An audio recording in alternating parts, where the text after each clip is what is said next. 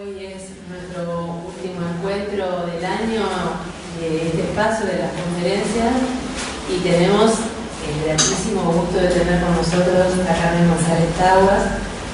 Ella ya es una habitué de aquí, ha sido también docente en la casa, es licenciada en Psicología, es miembro analista practicante de la Escuela de Orientación Lacaniana, dicta seminario en el espacio de las actividades diurnas del LEOL desde el año 1998 y es autora de numerosos libros, siempre dedicados a la transmisión del psicoanálisis de la orientación lacaniana. El tema que hoy nos propone para venir a hablar es necesitamos otra idea de tiempo. Muy bien, la palabra. Bueno, me voy a poner de pie porque quiero ver el fondo,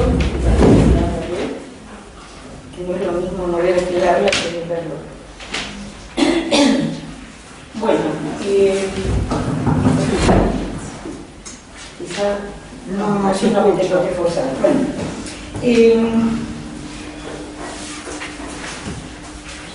voy a empezar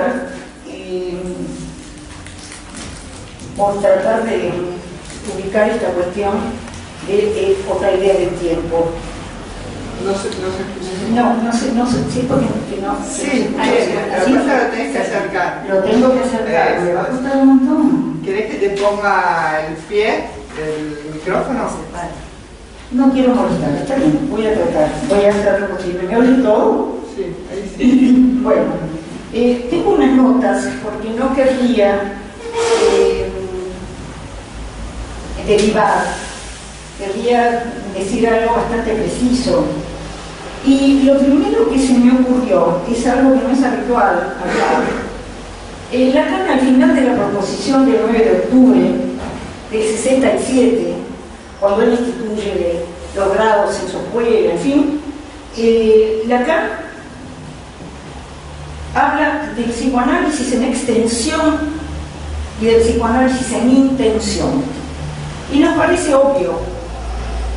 No es obvio para nada, porque cada una de estas dos cosas responde a una lógica diferente. El psicoanálisis en extensión es el conjunto de todos aquellos que se digan practicantes o analistas. Si todos ustedes se consideran analistas, pasan al conjunto de la extensión. Los contamos. Son 20, 30, 40. Entonces, la intención es algo completamente de otro orden.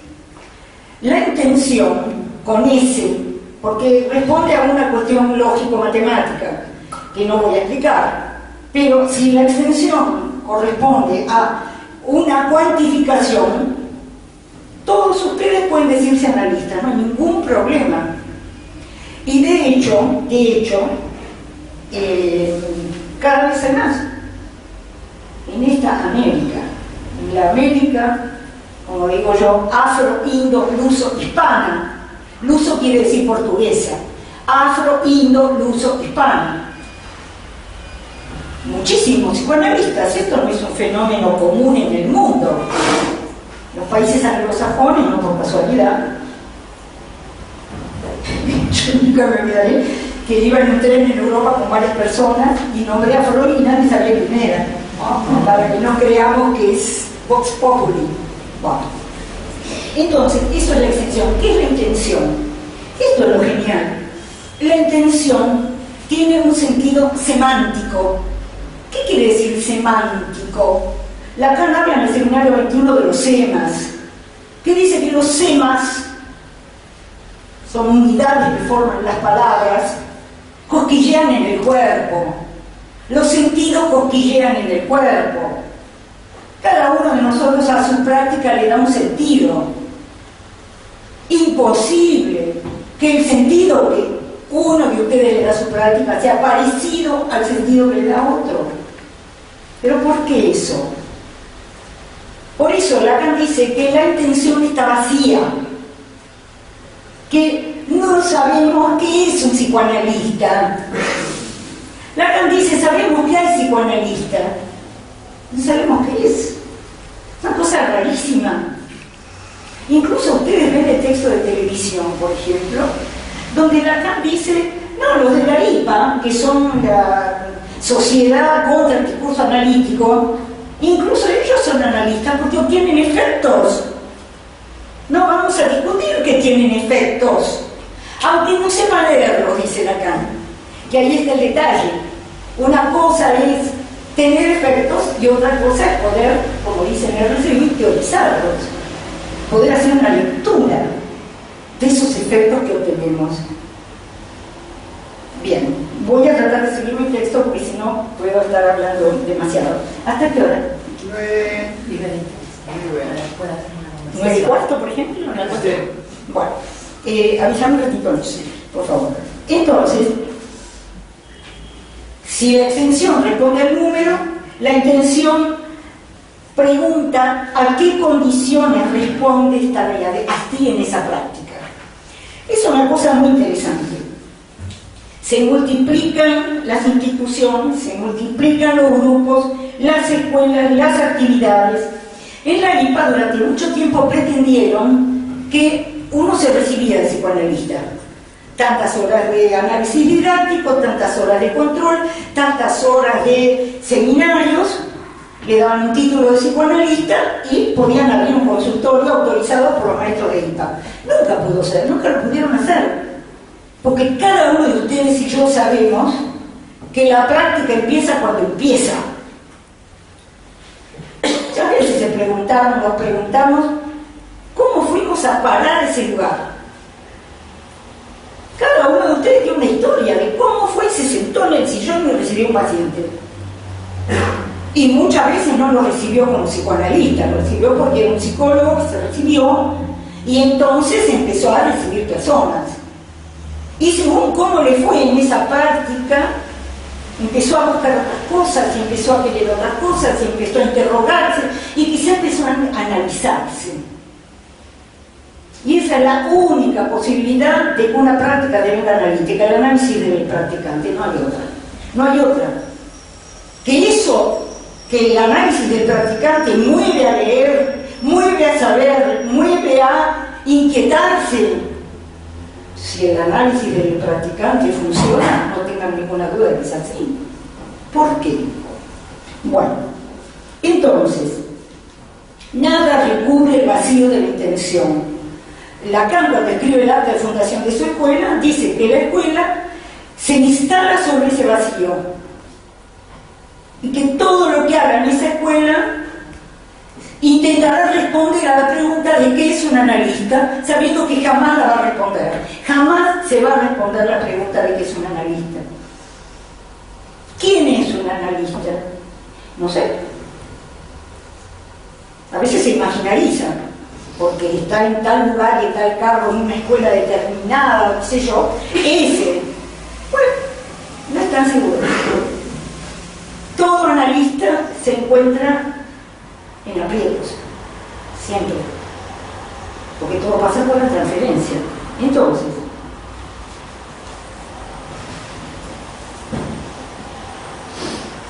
quería verles unas cositas que dice Lacan, porque me gusta mucho leer a Lacan. Dice, el analista solo se autoriza de sí mismo. Eso dice en la proposición, pero en la proposición ese que se autoriza de sí mismo acepta el marco de la escuela, luego se autoriza a sí mismo, no sin los otros.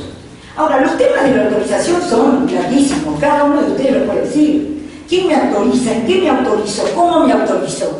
¿Qué estoy haciendo? No es un lugar envidiable el de la práctica cuando quiere ser una práctica analítica. Entonces, dice Lacan después, en el 74, dice, autorizarse puede hablar, pero serlo, ser, ¿quién es analista? Bueno, y la respuesta de Lacan es sencilla. Cada vez que un acto del analista tiene una consecuencia analítica, hubo analista ahí. Yo no digo acceso a los controles, que vienen a veces, muchas veces, ¿no? Viene esa cosa de insuficiencia, ¿no? La crítica de la propia práctica, el temor, la angustia, todo eso. Y yo le digo, acá está este efecto, este y este. En esos momentos hubo analista. No porque sea causa-efecto, yo hago esto y tengo una... No. Se mueve, eso se mueve, como dice la Gama, eso se mueve. Porque hubo analista, en algún momento hubo. No hace falta que se pongan una coronita de analistas, para nada. Si en la práctica hay efectos que se pueden registrar en un control, de los cuales uno puede hablar en su análisis, suficiente. Para esa intención vacía, suficiente. No vamos a encarnar al analista como neuróticamente podríamos creer o querer. No, cada analista es en su acto.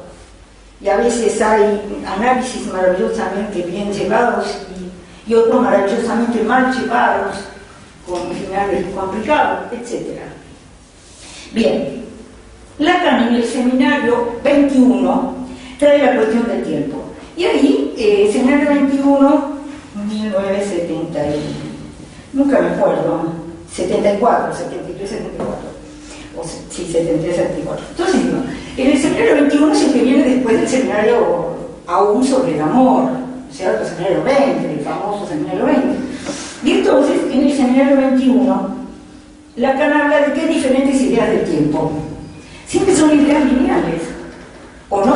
Por ejemplo, en el Tao, la idea del tiempo es que la vida humana traza una curva que rodea un vacío, sin ningún sentido, sin ningún destino, no hay idea de destino en el Tao. Simplemente cada uno va en lo inexorable de una existencia que habita cada día, con la mayor indiferencia posible, a todo lo que sucede, porque la vida no es más que eso. Es ese recorrido, el trazado alrededor de un vacío. Después está la idea católica, que es ese Dios que espera al creyente que ha entregado su deseo a una vida eterna. Este es el ideal, no solo el ideal, está esta creencia en la trascendencia de un destino en Dios. Hay otra idea cristiana más oscura, que es la de Lutero y la de Calvino, es decir, un Dios que predestina, no hay arreglo, ni hay mérito, ni nada, hay una predestinación. O estás salvado desde toda la eternidad por Dios, o estás condenado Bueno, es gravísimo el tema. He estudiado mucho esos temas en el libro nuevo que acabo, no pensaba hablar de mi libro, pero me veo obligada en este momento a decir esto.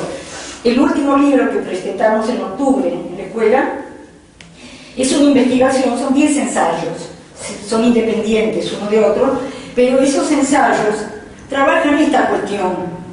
En la América afro-indo-luso-hispana vivimos en un sedimento de creencias impresionante.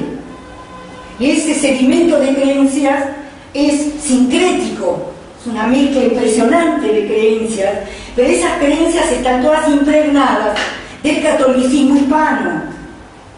Entonces nosotros, por eso están todos ustedes acá, y por eso hay tantos psicoanalistas, porque la religión católica te hace sensible a la palabra, está todo el tiempo el tema de la palabra divina, y está todo el tiempo el tema del sentido. Todo el tiempo. Y entonces nosotros no nos damos cuenta de eso. ¿Por qué somos tantos en América? Y no solo psicoanalistas, todas las terapias alternativas, todas las cosas que no me puedo poner a describir, que ustedes conocen. Todo tipo de creencia florece en esta América, todo tipo de creencia. Por eso tenemos sociedades tan convulsionadas, tan difíciles de ordenar, etcétera, etcétera. Bueno, no sigo por ahí porque a eso he dedicado este libro y he dedicado a eso, a comparar esta sociedad hispana con la brasilera, con la portuguesa, que es completamente diferente, aunque también es católica, pero es completamente diferente la cosa que ha sucedido. He estudiado Estados Unidos, la otra América, que es la que se ha llevado el nombre de América. Pero hay mucho que leer, mucho que aprender, mucho que pensar en lo que somos, porque esto hasta ahora no se ha hecho nunca, en tengo que decirlo, no se ha hecho una mirada. El psicoanálisis en intención es absolutamente, ¿puedo usar esto? El psicoanálisis en intención es absolutamente extraterritorial. Extraterritorial. Aquí, en la práctica analítica, hay la lengua, no hay otra cosa. Hay la lengua del que viene a hablarnos, no hay otra cosa. Cuando vienen los pacientes nuevos, que no vienen muy enterados, creen que tienen que aprender algo, que tienen que hacer los deberes. No, les digo, siéntese ahí y hábleme, es lo único que tienen que hacer, nada más. Siéntese y hábleme, es lo único que necesito, que me hable. Porque entonces yo tengo que saber hacer algo con la lengua que yo tengo que oír más allá del ruido de las palabras y de los sentidos. Entonces, la intención del psicoanálisis es absolutamente extraterritorial, es transnacional, es transidentitaria. La extensión de los quienes es otra cosa. Ustedes no pueden dejar de pertenecer a una cultura. Y eso de que ahora, porque hay internet y está por todos lados, miren, yo se lo voy a decir con un ejemplo más rápido para salir de este tema.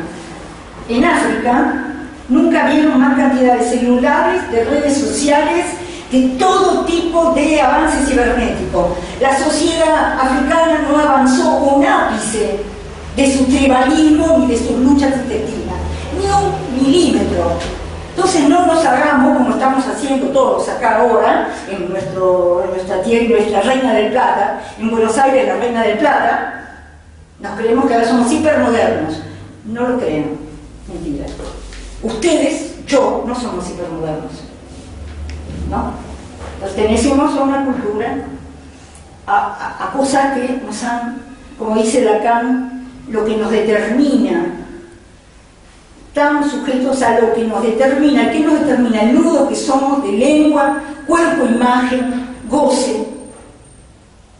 Y eso no puede estar separado. Y Lacan inventó una palabra genial, no sé si la conocen, una palabra fantástica.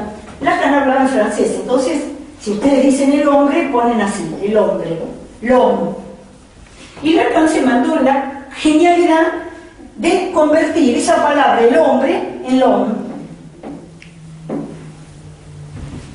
¿Saben cómo define l'homme? Que tiene un cuerpo y no tiene más que uno. L'homme no tiene un cuerpo y no tiene más que uno.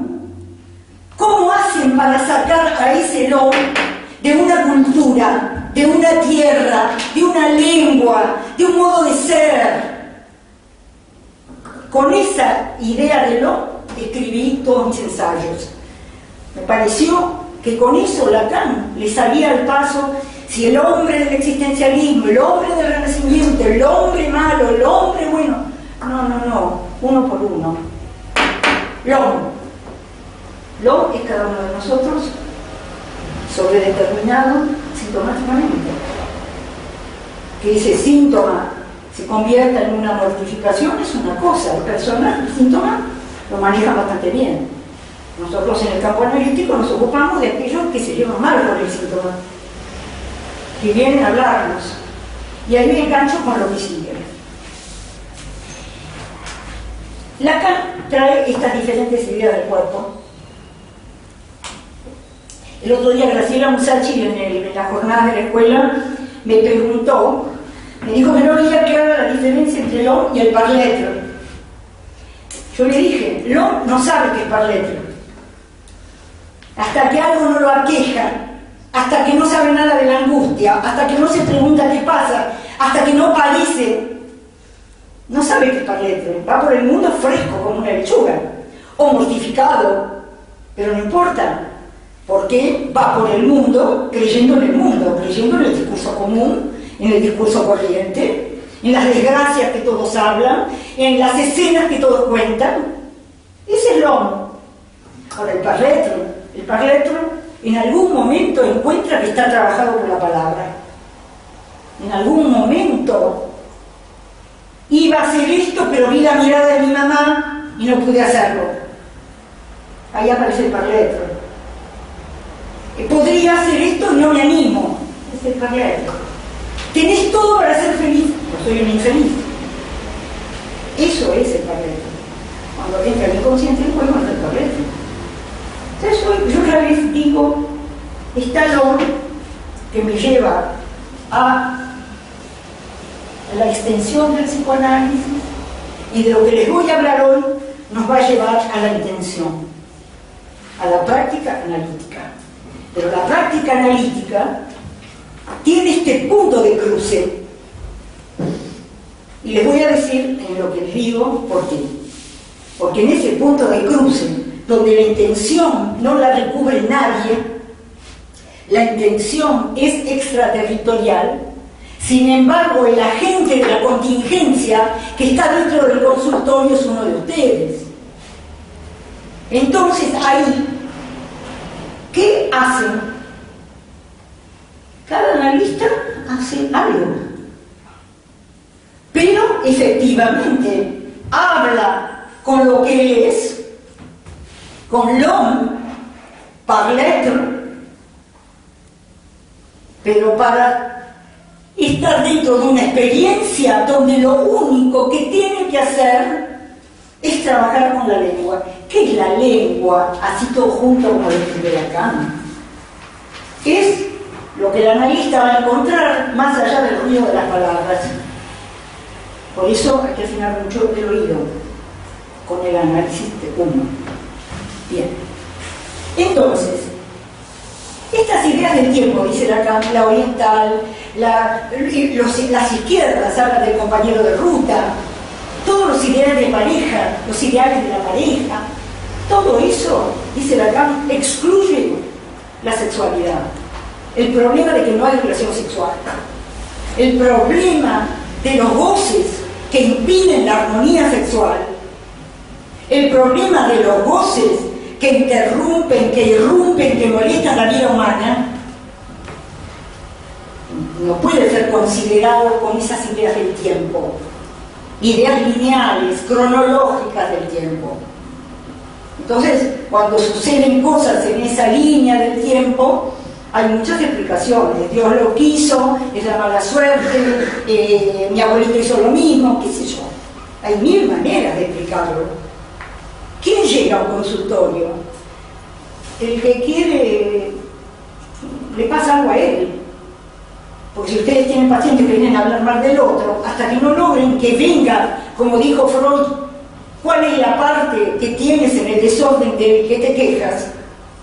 No van a poder hacer nada. Y a veces no se puede hacer nada. Entonces,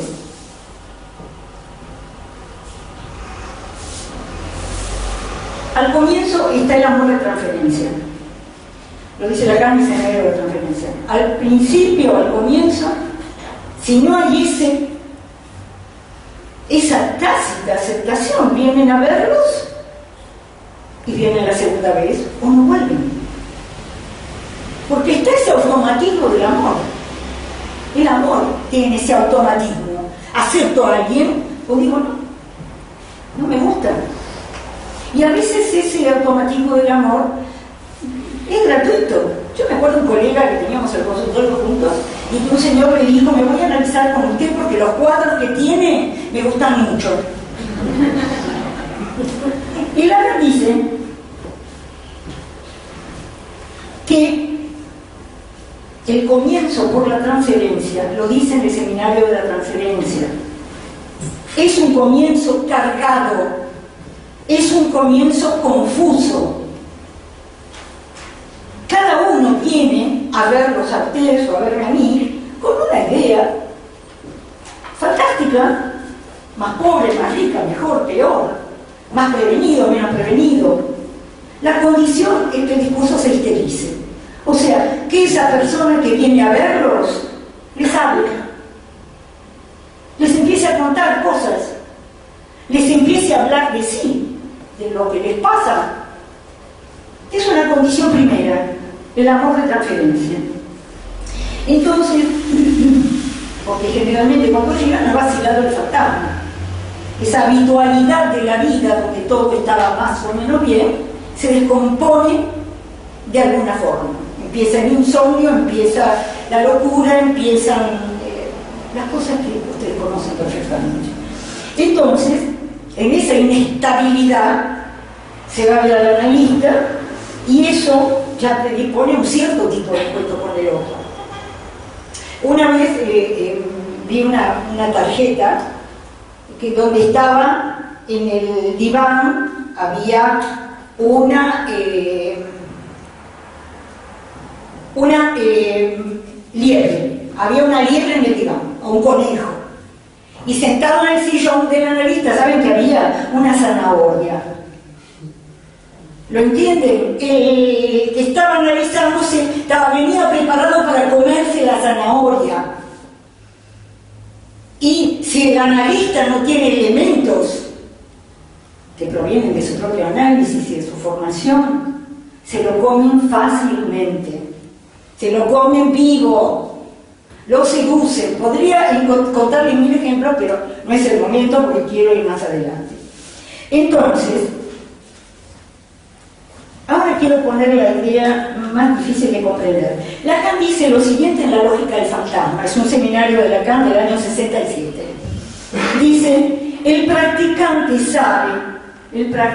sabe que él mismo está en dificultades en lo concerniente al inconsciente y a la repetición, como todo el mundo.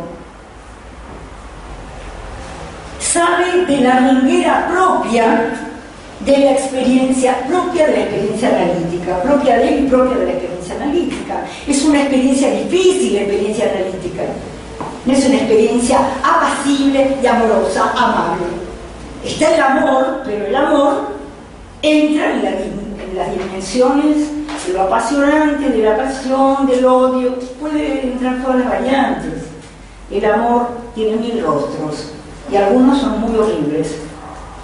Entonces, sabe el analista que solo cuenta con la experiencia de su propia dificultad. Esto está hecho por Lacan en el seminario de La lógica del fantasma. Para que pueda responder al lugar donde se espera de él una puntuación, una interpretación, el acto, que siempre es un acto que triunfa al fallar, es un acto que falla, no es un acto pensado, calculado y explicado. El acto se precipita. Y vamos a ver ahora cómo esta secuencia que yo ponía, la puntuación, la interpretación, el acto, marca los tiempos de una experiencia analítica. Lacan habla de la errancia. Dice que el tiempo del análisis es el tiempo de la errancia.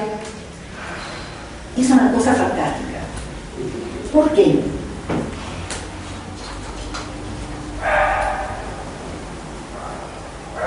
Porque la errancia,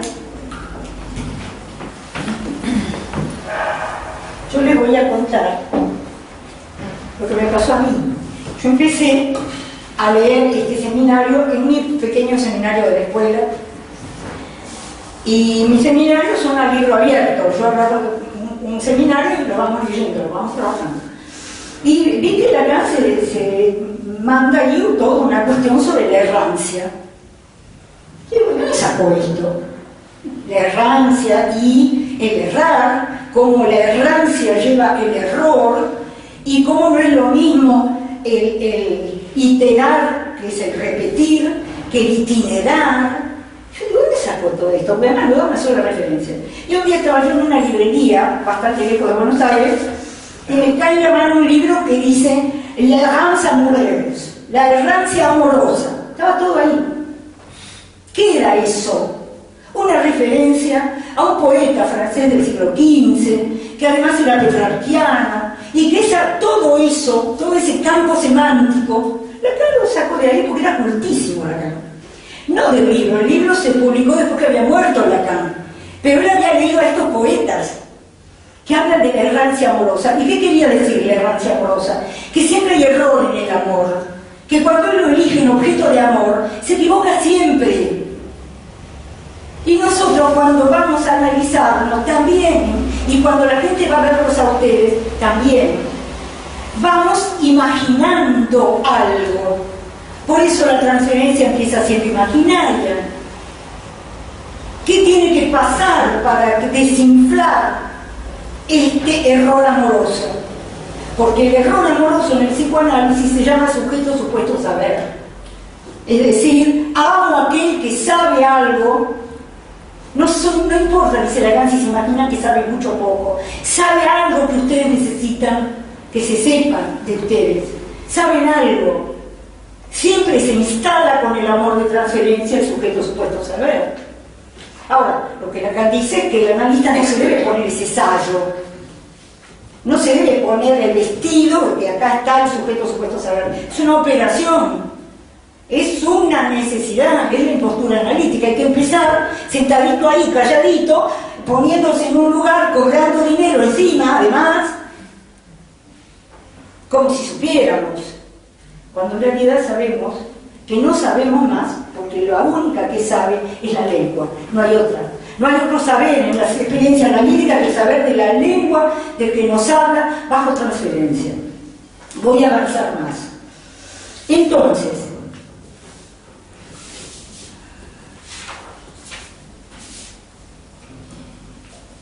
la linealidad temporal apremia que nos viene a ver. ¿Quieren resultados?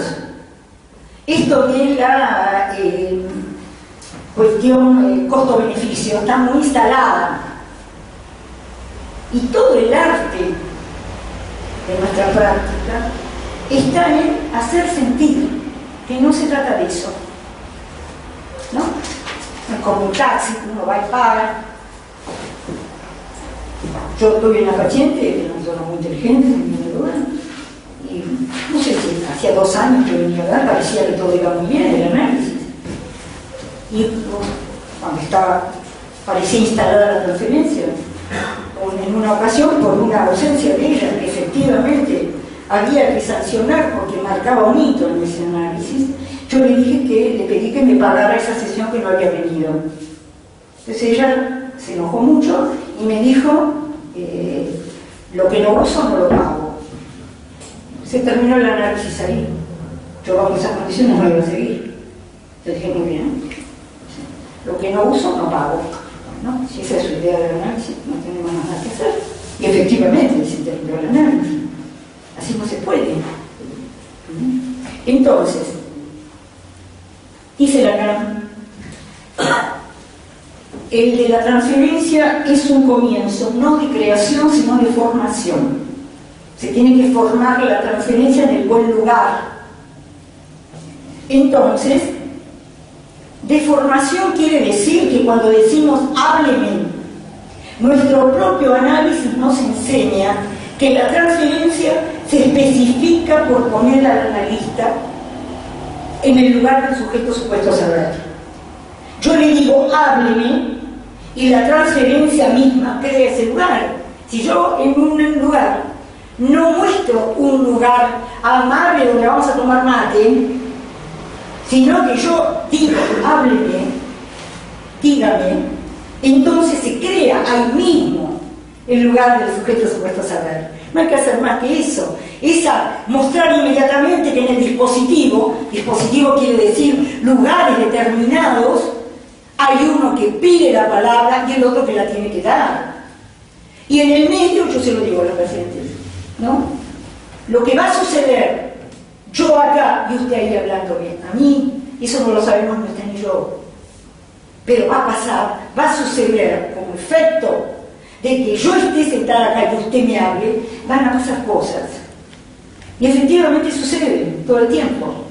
Entonces, ¿cómo se llega a la lengua? Porque es muy fácil decir, la lengua es aquello que no se oye en el ruido de las palabras, o aquello que hay que hacer oír tras el ruido de las palabras. Es fácil decirlo, muy difícil en la práctica. Muy difícil. Ni más en la práctica nuestra actual. Todo el mundo trae ideas preconcebidas, ideas predeterminadas, vienen a buscar. Ustedes ya lo saben. Pero lo importante, justamente por eso la referencia al propio análisis es absolutamente radical. Es ahí donde uno aprende algo, ¿no?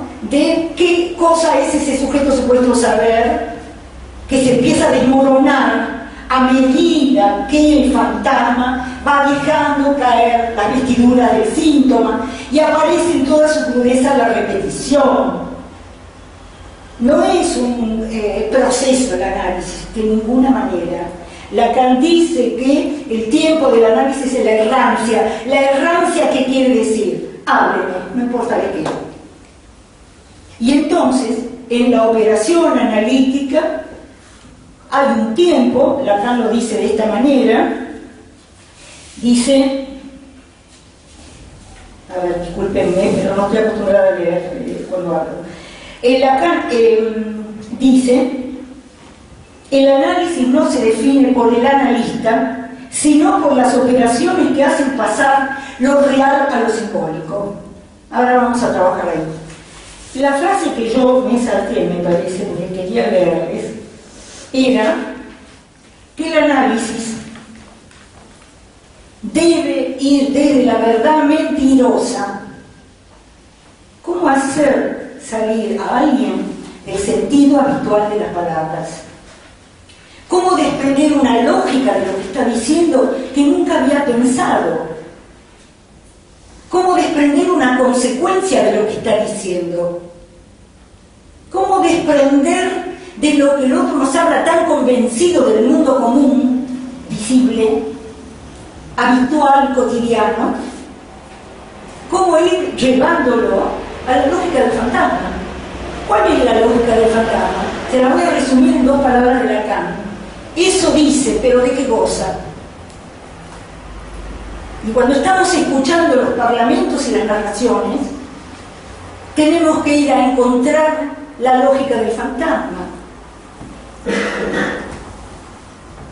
Eso me dice, pero ¿de qué goza? ¿Y cómo se llega a esa dimensión del goce? Cada uno sabe cómo ir buscando en lo que le dicen esa repetición, cómo ir encontrando lo sintomático. Alguien me dijo el otro día, me viene terriblemente al caso, un paciente muy joven, si ustedes lo vieran, super fach, como digo yo, un artista, docente en una carrera de arte, un muchacho espléndido, y en un momento dado, un tiempo de análisis muy breve, unas cuantas entrevistas, no sé, quizá algunos meses, entonces me dice, toma un elemento, porque esto está todos los días en los consultorios, todo el tiempo además. Entonces él me dice, muy tranquilo, que el problema, que él tiene una cosa, que en el amor, él se vuelve muy voraz. La vez siguiente me dijo caníbal. Él quiere poseer a la mujer que tiene, señalada por su deseo, y la quiere para él, y la quiere violentamente. No hablo más, todavía no sé, muy poco tiempo. Ya voy a saber más. El silencio del analista llama la palabra. El silencio del analista, el buen silencio, no la mudez. El buen silencio en el momento nocturno llama la palabra. Entonces él me dice que tiene eso, que es muy violento, qué sé yo. No me acuerdo eso de qué pasó en esta entrevista. Viene la vez siguiente, es cuando dice que él es caníbal en el amor. Y entonces me dice, bueno, pero yo me imagino que dentro de unos años voy a ser más espiritual, o voy a tener relaciones más espirituales. Le dije, no, porque usted me está hablando de un síntoma. El síntoma insiste y se repite. Usted está tomado en ese síntoma. Si usted viene a mi consultorio y me lo dice a mí, yo tengo que decirle eso. Que se trata de un síntoma, no de algo que usted pueda modificar o ir hacia algo más espiritual. Lamento decirle, ¿sabe qué? Yo no creo. Conozco la severidad del síntoma, la que hizo el tiempo. No les digo la impresión que le causó, cómo se quedó, ¿no? Como fue este algo. ¿Cómo pinchaste el globo? habrá que pincharlo 7 millones de veces, porque la capacidad que tenemos los neuróticos de rearmar el globo es infinita. Y si hay algo que la repetición pide de nosotros, es hacerla posible. Nosotros jamás vamos contra la repetición. Y viene el paciente y nos dice, pero otra vez. No. La repetición nos permite una vuelta más en el análisis, una vuelta más. Siempre hay un analista ahí. Porque en la repetición está lo mismo y lo nuevo. Si el analista opera, puede. Lo mismo y lo nuevo. Lo mismo y lo nuevo. Y de esa manera, ¿hacia dónde vamos? Como dice Lacan acá, a salir de la verdad mentirosa del fantasma. No tienen que idealizar el psicoanálisis. Son muy pocos los pacientes que ustedes, primero, pocos aquellos de ustedes que su tránsito de análisis les permita esta operación, esto de convertirse en agentes de la contingencia. Eso llega. Hay que analizarse, hay que trabajar en la formación. Para eso hay lugares como este, donde uno insiste, pero insiste en el deseo, no en el síntoma. El síntoma también insiste, pero entre el lado del deseo, del lado de no quiero eso para mí, pero esa eticidad de la posición de ustedes, yo me analizo porque yo no quiero eso para mí y estoy dispuesto a la apuesta del análisis. Y en la apuesta del análisis, toda la apuesta es adelgazar el fantasma. Pero eso no es el fin del análisis, eso es que hay un momento en los análisis de ustedes que finalmente saben de qué gozan cuando sufren. Viene a su cargo la parte que tú tienes, el desorden de que te quejas, tu modo de gozar, tu goce. Yo muchas veces les digo a los pacientes, yo voy a trabajar con usted, no me importa, no lo digo así, pero digo, no me preocupo de la vida de los pacientes, yo lo voy a buscar a usted. Uno. ¿Qué quiere decir uno? Precisamente quiere decir eso, que detrás de las mentiras de la verdad, hay un nudo de cuerpo, imagen, lengua y goce que está alimentando la letra del síntoma. El síntoma, la errancia es el tiempo del análisis, porque si ustedes hacen las vueltas necesarias más allá de los velos del fantasma, que verdaderamente van cayendo, la gente de ustedes se siente más alegre, más vivos, más contentos, empieza a haber zonas de libertad, pero como decía Germán García, no es la libertad de cruzar la calle, es la libertad de una determinación, es la libertad de una demostración de que hay salida para el modo de gozar, letal, negativo, que nos hunde la vida. Entonces,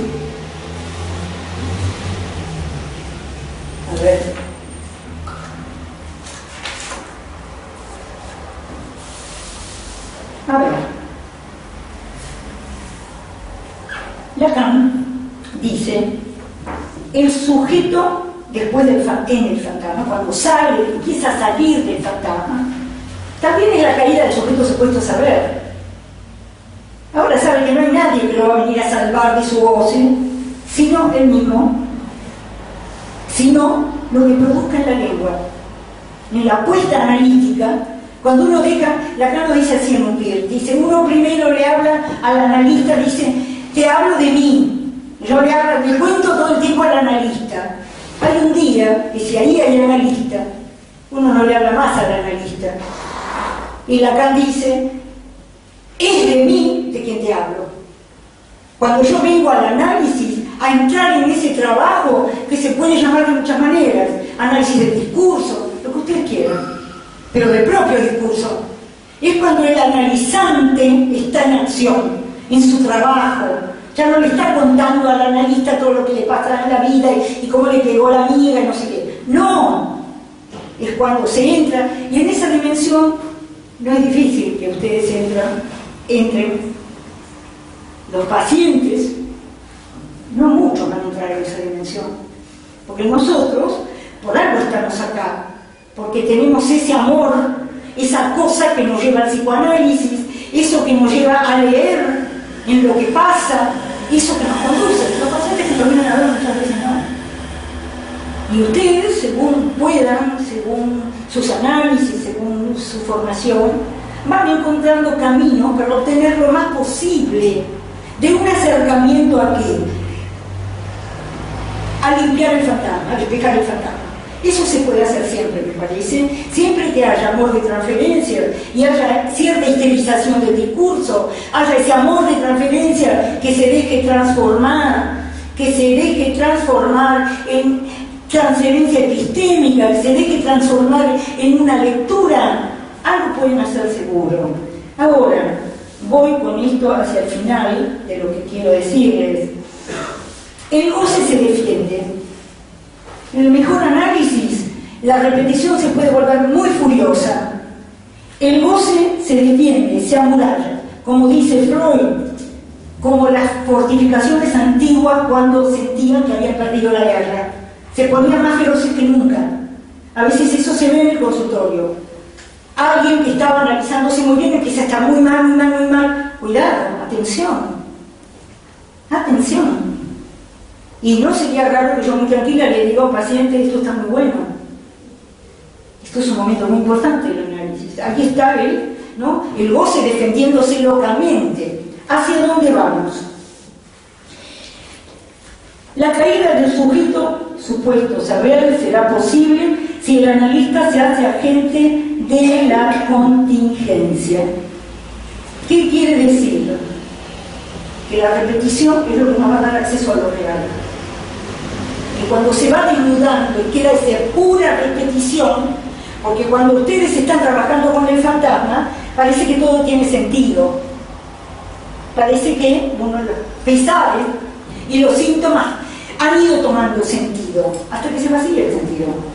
¿Por qué cuando yo sé de qué gozo en mi fantasma, cuando el fantasma se voló, cuando yo estoy mucho mejor, hay una idea, hay un síntoma que no me abandona, hay un goce que no puedo dejar?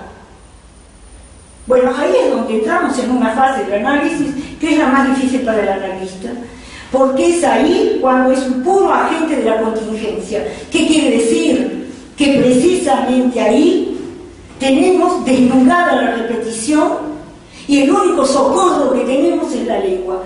¿Qué es la lengua? Que siga hablando. Que siga hablando cuando no tiene nada que decir casi. Cuando se encuentra con el silencio del analista que le dice, hábleme. Y entonces, ¿qué puede hacer? Ahí vienen muchas cosas en los análisis donde verdaderamente algo se nombra. Algo se nombra de lo que no tiene nombre, que es el goce, que es este nudo. ¿Qué quiere decir lo real? Que no tiene representación, que no tiene explicación, que no tiene justificación, que no tiene sentido, que no lo podemos verdaderamente narrar ni relatar. Son esas sesiones en las que parece que no pasó nada. Es una palabra que han dicho ustedes, una palabra que ha sancionado el analista y ustedes se van mareados, ¿no? ¿Qué pasó?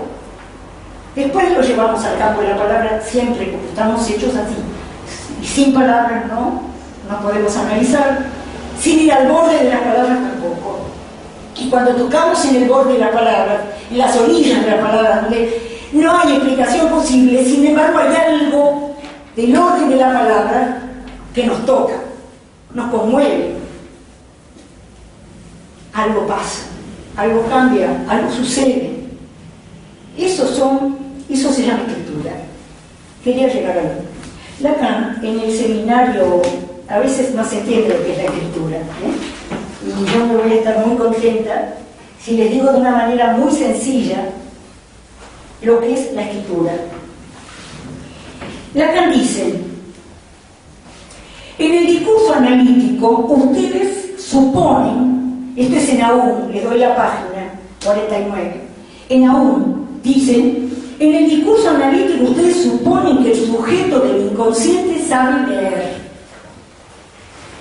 Y es lo que vamos haciendo, en la puntuación pedimos el paciente trae cosas, se le ocurren los sueños. Había tanto para hablar y ustedes acá han tenido muy excelentes charlas y saben mucho más que yo de esto. Entonces, pero sucede que lo que le enseñan a leer, escuchen esto, que lo que le enseñan a leer no tiene absolutamente nada que ver y en ningún caso con lo que ustedes de eso deben escribir. Si ustedes captaran esto sencillamente, como yo se los quiero decir, ganan muchísimo. Porque uno en estas cosas se cree, que es todo tan difícil, que no se entiende. No, es sencillísimo. Lacan insiste en un seminario muy posterior aún, del año 77, el momento de concluir. Vuelve con esta cuestión y dice, el psicoanálisis no es una ciencia, no podría hacerlo en ningún caso.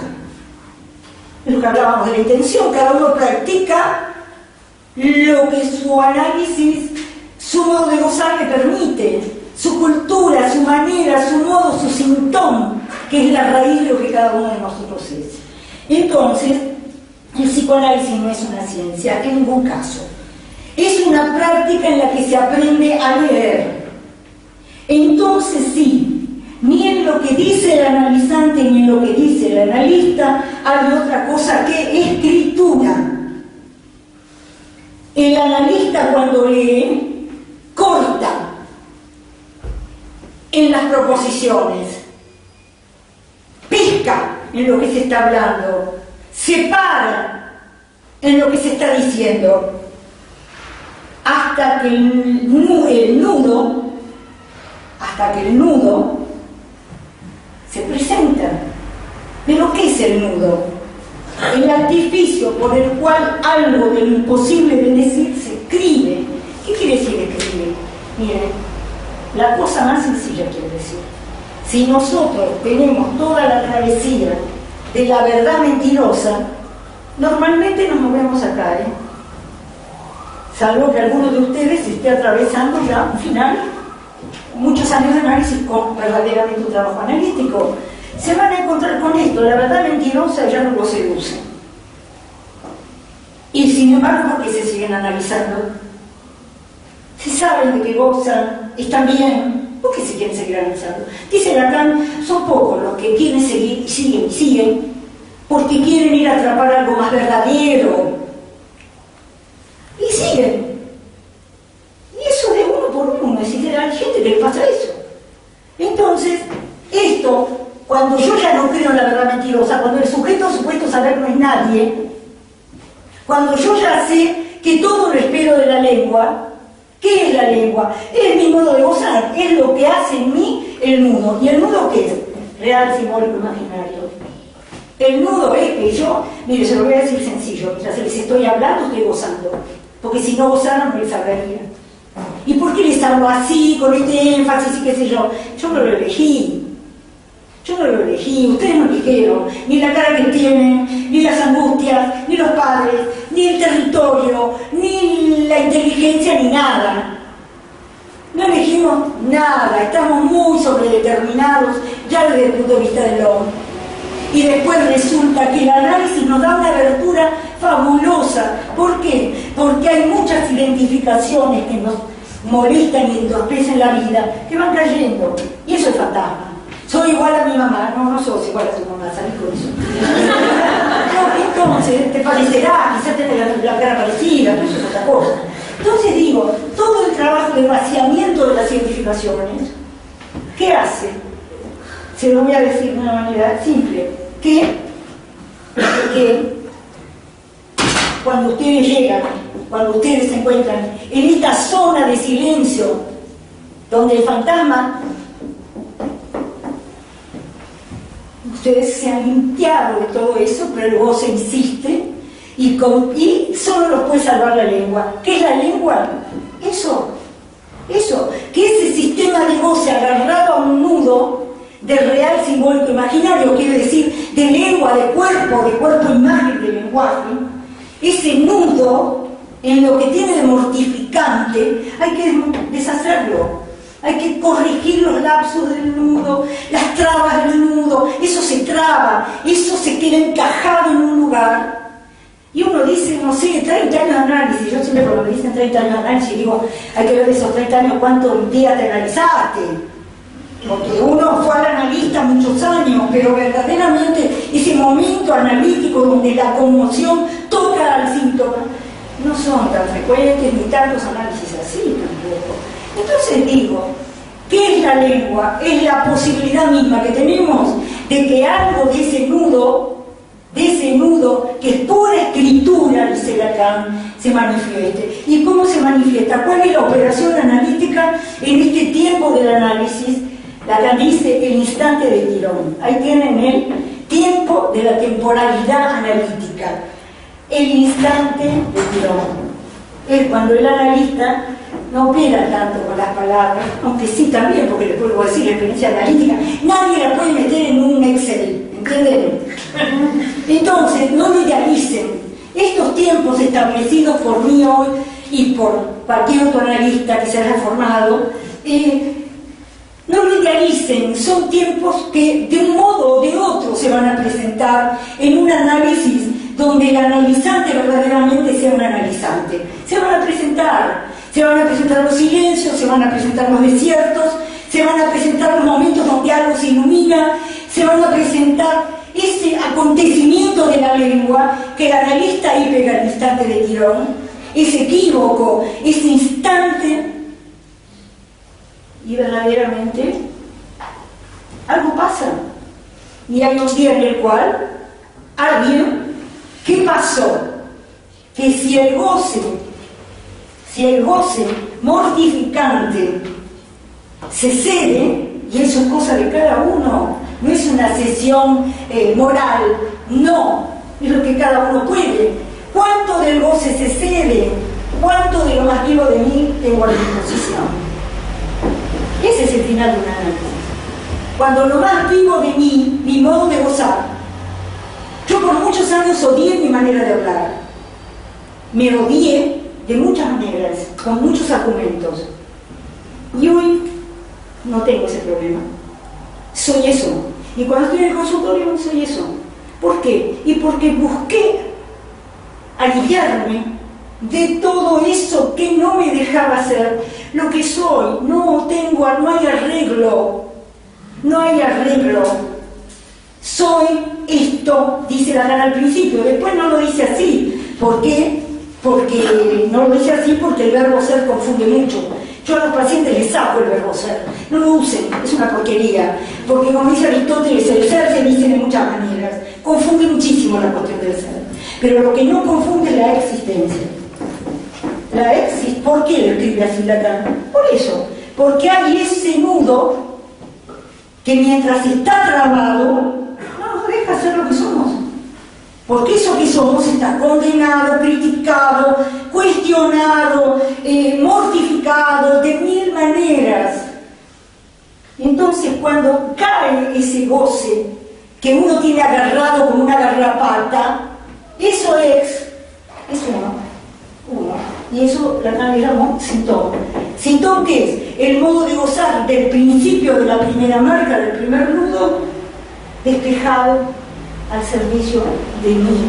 Yo ahora ese modo de gozar que lo convertí en un infierno por los fantasmas y las pelotas de fantasmas y por el síntoma, de golpe dispongo de mi modo de gozar primero.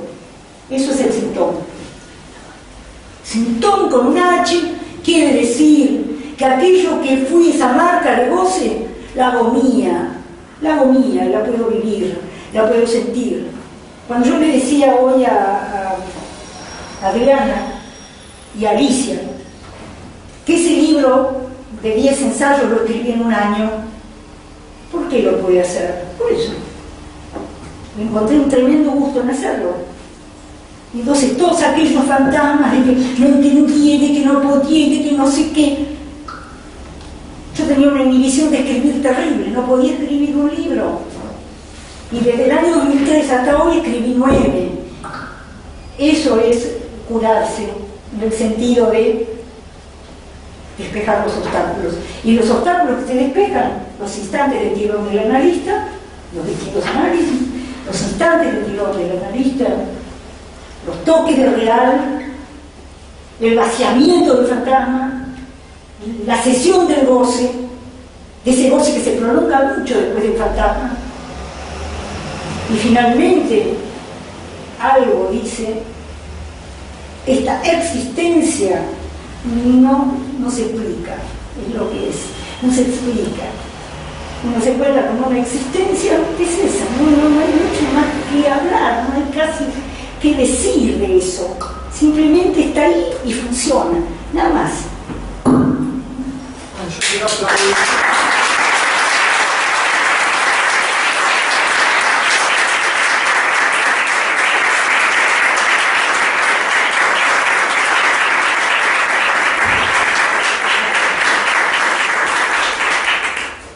Ustedes pensaban que no se iba a escuchar.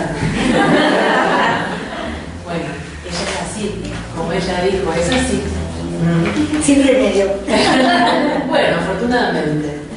Bueno, vamos a abrir el espacio de preguntas. Sería buenísimo que puedan que preguntar. conversemos Sería fantástico. un poco.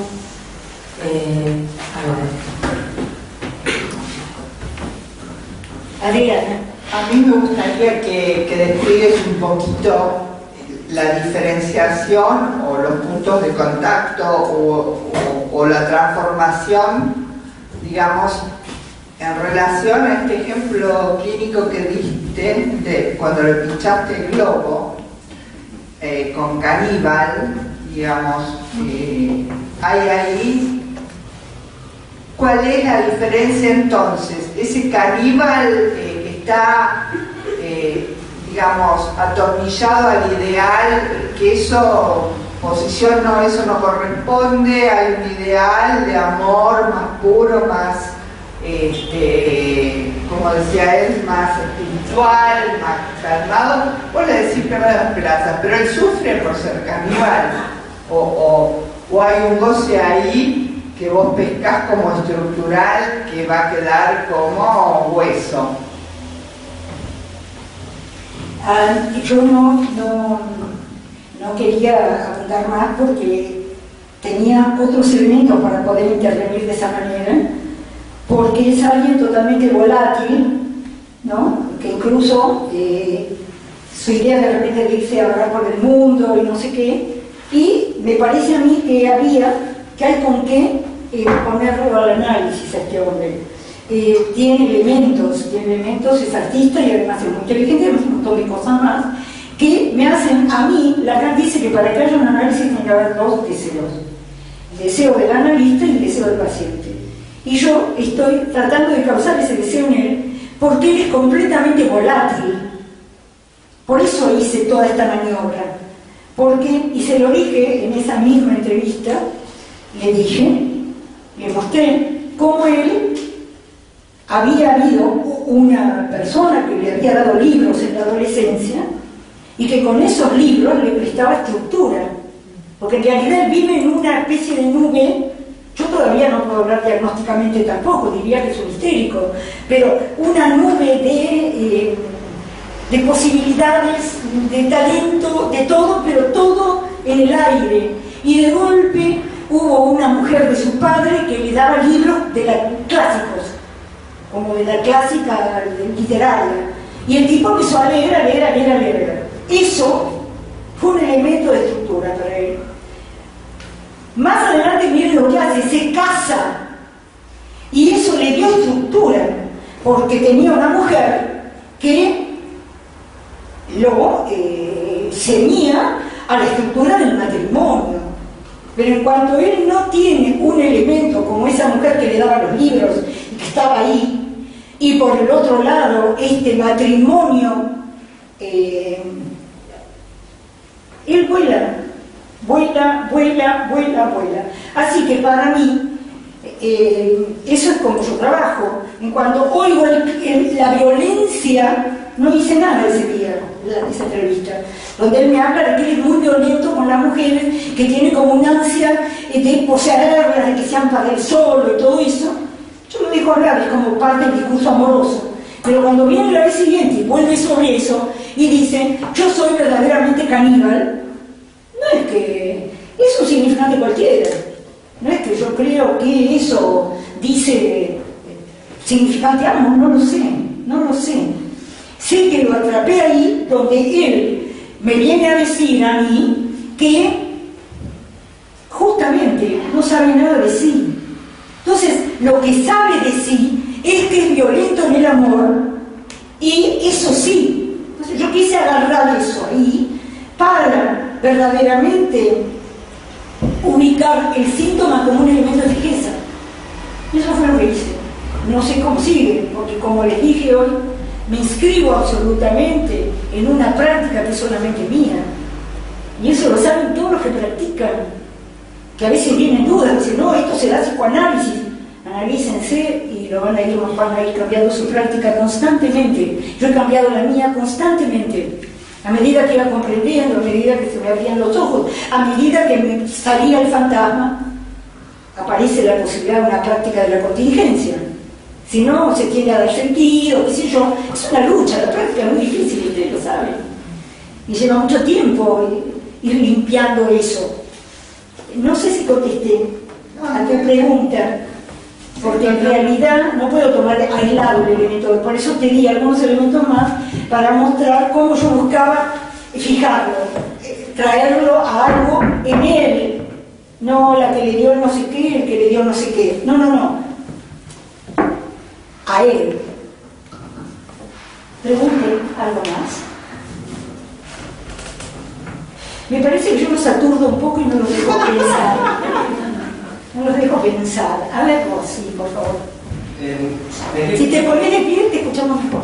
¿Me pongo de pie? Sí, por favor. Yo te lo pido. Sí. Me quedé pensando en esto del tiempo del análisis como del tiempo de la errancia, ¿no? Sí. Porque a veces cuando escucho, digamos, avanzar la repetición, como se me da más de imagen de un tiempo más bien lineal, cronológico del análisis. Entonces es un tiempo que necesita ese tiempo de la repetición, de marcar lo que se repite y lo nuevo, pero necesita como ese tiempo lineal. No es lineal para nada. Te explico por qué no.